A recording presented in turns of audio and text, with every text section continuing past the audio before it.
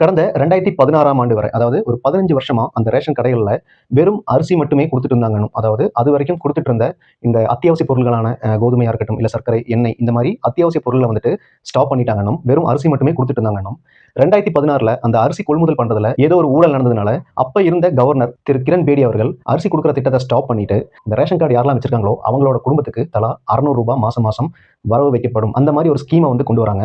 So அதிலிருந்து அந்த ration கடைகள்லாம் தற்காலிகமா மூடப்படுது. 2021 எலக்ஷன் மேனிஃபெஸ்டோ, அதாவது தேர்தல் வாக்குறுதியில என்ஆர் காங்கிரஸ் பிஜேபி கூட்டணி ஆட்சி வந்தா மறுபடியும் மூடப்பட்ட ரேஷன் கடைகள்லாம் திறக்கப்படும்னு ஒரு வாக்குறுதி கொடுக்குறாங்க.